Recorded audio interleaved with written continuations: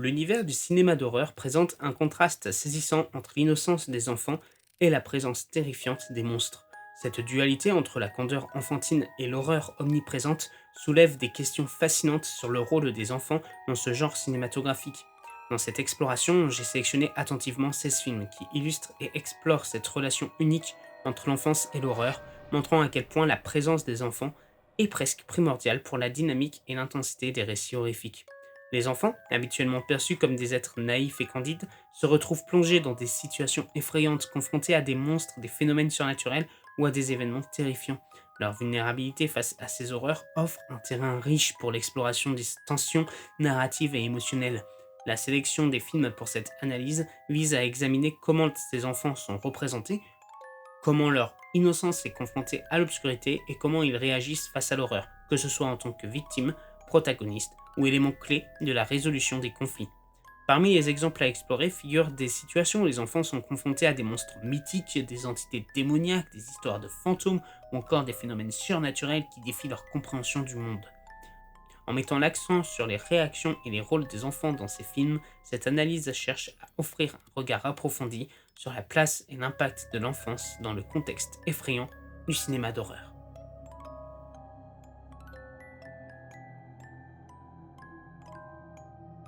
La perspective à travers les yeux de l'enfant dans Dolls de Stuart Gordon offre un regard unique sur l'histoire. Dès la scène d'ouverture avec l'ours géant, nous plongeons dans l'imagination débordante de l'enfant, révélant ainsi sa vivacité d'esprit face à un monde souvent hostile. Les éléments de maltraitance de la part de son entourage, son père et sa belle-mère, suggèrent un environnement difficile où la candeur de l'enfance est confrontée à la cruauté des adultes. La préservation des enfants dans les films de Gordon, où ils ne meurent pas malgré l'obscurité et l'horreur ambiante, offre effectivement une lueur d'espoir. Cette particularité narrative donne une dimension presque réconfortante dans un contexte souvent angoissant. Dans Dolls, cette lueur d'espoir est incarnée par l'enfant Candide, qui semble maintenir une certaine innocence face aux événements terrifiants qui se déroulent autour d'elle. La représentation de l'enfant contre les événements horribles et poignantes, créant ainsi un contraste émotionnel fort.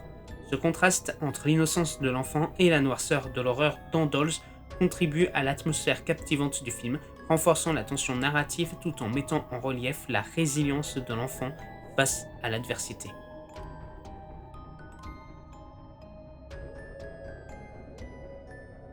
Je ne vais pas parler de tous les films de la saga car je considère que les trois premiers suffisent. Déjà car je suis pas fan des deux derniers, la trilogie se clôt à elle-même de mon point de vue. Dans la trilogie des Gekko no Kaiden, Lost Stories, la place des enfants occupe une position centrale explorant les thèmes de la peur, de l'intrigue surnaturelle et de l'innocence confrontée à l'inexpliqué. Les jeunes protagonistes de chaque histoire deviennent les vecteurs par lesquels l'horreur et le mystère sont révélés, créant une dynamique unique dans le genre d'horreur japonais. Chaque volet de la trilogie se concentre sur un groupe d'enfants, souvent écoliers, confrontés à des phénomènes paranormaux qui défient toute explication rationnelle. L'utilisation de personnages juvéniles ajoute une dimension particulière à l'horreur, car ces enfants sont généralement perçus comme innocents et vulnérables, faisant ressortir le contraste entre leur jeunesse et les forces obscures qui les entourent. Les récits individuels de la trilogie s'entrelacent autour de l'école, un lieu traditionnellement associé à l'apprentissage et à l'innocence. Cependant, dans Gekko no Kaiden, l'école devient le terrain de jeu des esprits vengeurs et des mystères anciens, transformant un lieu normalement rassurant en un décor angoissant où l'enfance est mise à l'épreuve.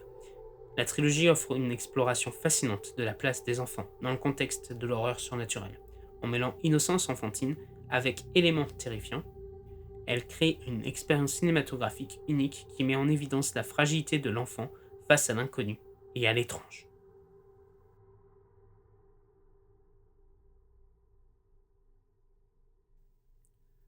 Dans la saga, on voit plusieurs enfants. Déjà, nous avons des petites filles chantant la comptine culte de Freddy.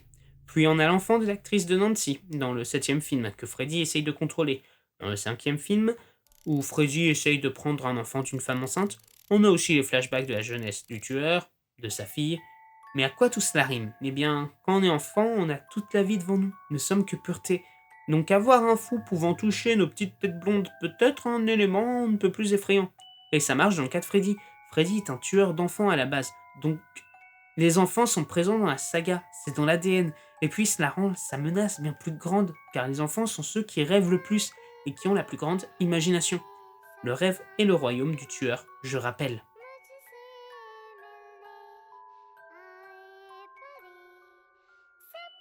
Ah, pauvres jumelles sauvagement assassinées par leur père devenu fou dans cet hôtel. Pauvre Danny, qui a failli y passer des mains de son père lui aussi. Dans les œuvres de Stephen King, les enfants sont touchés d'un pouvoir se nommant le Shining. Mais pourquoi donner aux enfants ce pouvoir? Car les enfants ont des possibilités immenses et des potentiels encore impossibles à déterminer. Ils brillent et émanent cette lumière autour d'eux, faisant qu'on la ressent à travers les œuvres. Et dans le Shining, c'est le cas. Dans ce film, on voit Danny qui arrive à vaincre son père grâce à son pouvoir. Les enfants savent vaincre le mal grâce à leur pureté et la lumière qu'ils dégagent comparée à la noirceur et la folie des adultes.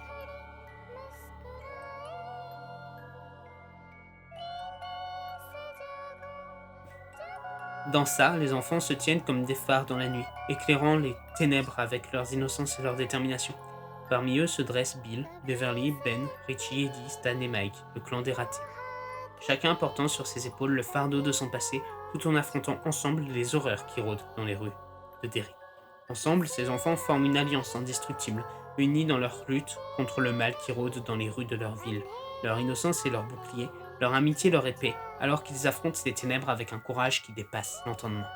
À travers les yeux des enfants de ça, se dessine un monde où l'imagination et la réalité se confondent, où les monstres cachés sous le lit prennent vie, et où l'amitié est la lumière qui guide dans l'obscurité. Leur présence évoque un sentiment de nostalgie pour un temps, où les aventures étaient infinies et où rien n'était impossible. Dans ce monde de cauchemars éveillés, les enfants sont les héros de leur propre histoire, des guerriers intrépides naviguant à travers les méandres de l'enfance et de l'horreur. Leur force réside dans leur unité, leur courage et leur capacité à croire en l'impossible. Et alors qu'ils se tiennent ensemble, prêts à affronter l'horreur, ils nous rappellent la puissance de l'amitié et de l'espoir, même face au plus grand danger.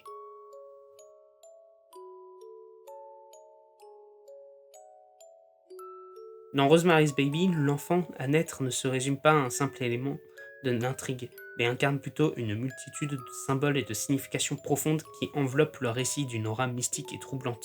Son existence évoque une tension constante entre l'espoir de la maternité et la terreur de l'inconnu, créant ainsi une atmosphère chargée d'émotions complexes et de suspense palpitant.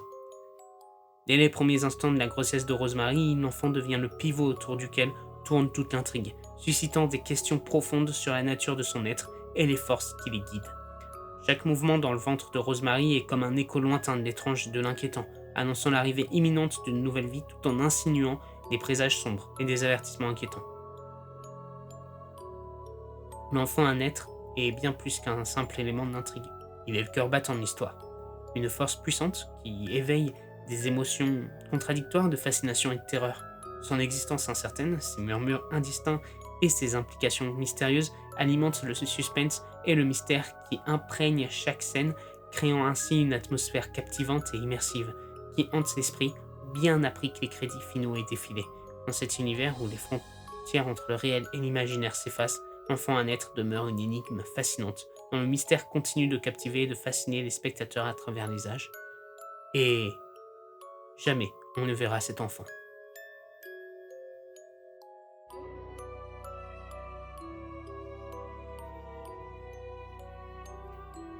Dans The Others, les enfants se dressent tels des énigmes vivantes, leur silhouette frêle éclairée par une lueur fantomatique qui danse dans l'obscurité étouffante de la demeure.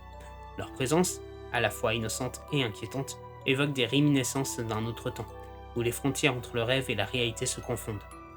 Au cœur de cette maison hantée par les secrets et les ombres, les enfants errent tels des spectres en quête de réponses. Leurs pas légers résonnent dans les couloirs sombres, réveillant des échos de souvenirs enfouis et de cauchemars indicibles. Et pourtant, malgré leur rôle central dans cette saga de cauchemars, les enfants restent des figures ambiguës, des énigmes à déchiffrer. Leur sourire innocent cache des secrets indicibles, leur regard voilé dissimulant des vérités troublantes que seuls les plus courageux osent affronter. Dans cette danse macabre entre l'innocence et l'horreur, les enfants de The Others deviennent les symboles d'une réalité déformée, où les frontières entre le rêve et la réalité s'effacent et où les cauchemars prennent vie.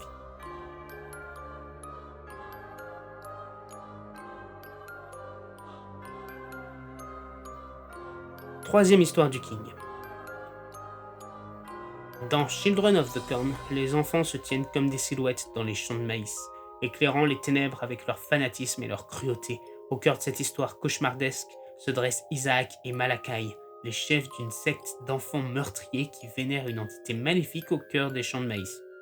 Isaac, le jeune prophète au regard perçant, est le leader charismatique de cette communauté déviante. Sous son emprise, les enfants se sont détournés de la moralité et de l'empathie, embrassant la violence et le fanatisme religieux. Son autorité est absolue, sa voix est celle qui dicte les lois et les sacrifices à accomplir au nom de leur dieu obscur. Malachi, son bras droit impitoyable, est le gardien des traditions sanglantes de la secte. Son visage angélique dissimule une cruauté sans limite, prêt à exécuter les ordres les plus atroces sans la moindre hésitation. Sous sa direction, les enfants sont devenus des prédateurs impitoyables, traquant et éliminant tout intrus qui ose s'aventurer dans leur territoire sacré. Ensemble, ces enfants forment une communauté déchue, aliénée de la société des adultes et des valeurs humaines. Leurs jeux se transforment en rituels macabres, leurs chansons en chants funèbres pour les âmes perdues. Leur innocence a été corrompue, leur enfance volée par les ténèbres qui rôdent parmi les épis de maïs.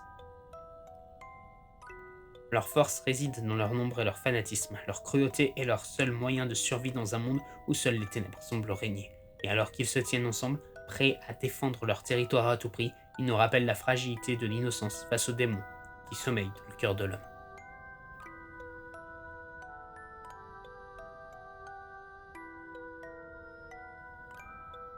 Dans Poltergeist, Caroline se tient comme un phare, éclairant les ténèbres avec son innocence et sa lumière intérieure.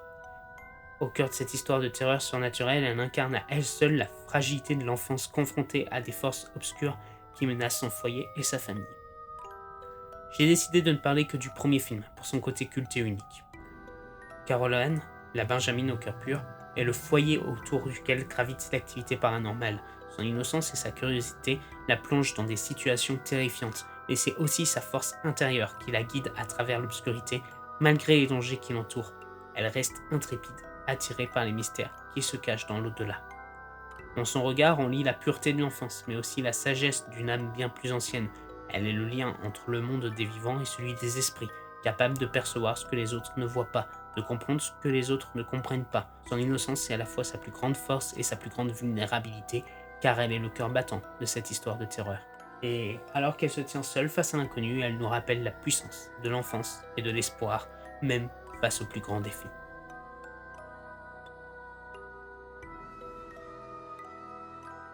Dans les replis silencieux d'une petite communauté norvégienne, les enfants de The Innocent évoluent sur le fil tendu entre réalité et mystère, éclairant l'obscurité de leurs esprits d'une lueur éthérée. Au cœur de ce ballet énigmatique se trouvent Ida, Ben, Aisha et Anna, des âmes intrépides prises dans les tourbillons de phénomènes surnaturels. Ensemble, ces enfants forment un réseau d'innocence et de curiosité, explorant des confins de l'imaginaire et de l'inconnu. Leurs jeux se transforment en quêtes héroïques, leurs cauchemars en récits légendaires, alors qu'ils affrontent les forces obscures qui rôdent dans les recoins sombres de leur monde. Dans les yeux brille la lueur de la jeunesse, pure et fragile, mais aussi courageuse et indomptable, prête à affronter les monstres cachés sur leur lit et dans leur cœur. Dans ce monde de rêves éveillés, les enfants sont les héros de leur propre histoire, des explorateurs intrépides naviguant à travers les méandres de l'âme humaine et les dédales de l'imaginaire. Leur innocence et leur force, leur curiosité leur guide, et leur amitié leur ancre dans un monde en constante mutation. Et alors qu'ils se tiennent ensemble, prêts à affronter l'inconnu, ils nous rappellent la magie qui réside au plus profond de nous-mêmes, attendant simplement d'être découverte. Dans Stéphanie, l'histoire se concentre sur Stéphanie, une jeune fille de 8 ans qui se retrouve seule dans sa maison après un événement mystérieux ayant coûté la vie à son frère dans son lit et isolé la famille du monde extérieur. La perte tragique de son frère ajoute un poids écrasant à la solitude déjà oppressante de Stéphanie, alors qu'elle doit affronter la disparition de son frère et le mystère qui l'entoure, sans la présence réconfortante de ses parents. Alors que Stéphanie lutte pour survivre dans ce monde post-apocalyptique, des forces surnaturelles commencent à se manifester, mettant en danger sa vie et son âme. Stéphanie est à la fois la protagoniste et le catalyseur des événements étranges qui se déroulent dans le film. Son innocence et sa vulnérabilité la rendent facilement manipulable par les forces sombres qui l'entourent, mais c'est aussi sa détermination et sa force intérieure qui lui permettent de résister à ces forces maléfiques. Le film explore les thèmes de l'isolement, de la perte et de la peur à travers les yeux de Stéphanie. La mort tragique de son frère et l'absence de ses parents la laissent seule face à l'horreur qui l'entoure, la plongeant dans un abîme de terreur et de désespoir.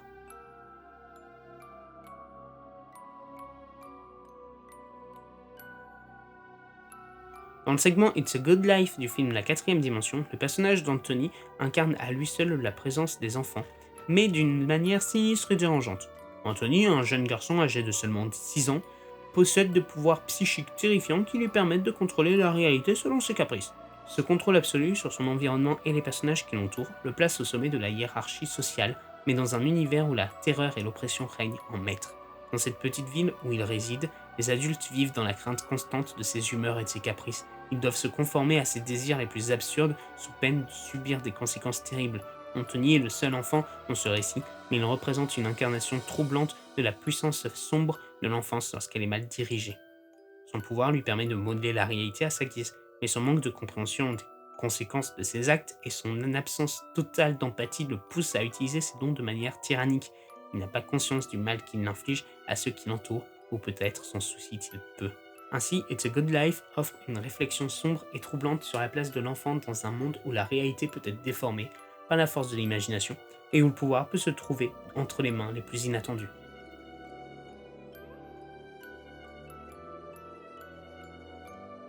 En conclusion, on peut voir que les enfants sont très présents dans le cinéma d'horreur, et nous n'avons qu'effleuré la surface. The Ring, Doll Graveyard, House, Chucky, The Grudge, et j'en passe, traitent aussi de ce sujet. Mais si je devais évoquer tous les films abordant ce thème, j'y serais encore dans 5 jours. Bref, la vidéo touche à sa fin. J'espère qu'elle vous a plu, et si c'est le cas, je vous invite à liker et commenter en me disant ce que vous en avez pensé. Si vous avez des suggestions de sujets de vidéos ou de films, l'espace commentaire est à vous. N'hésitez pas à partager cette vidéo et pourquoi pas vous abonner si ce n'est pas déjà fait. Sur ce, je vous dis à bientôt. Je dois garder ma sœur.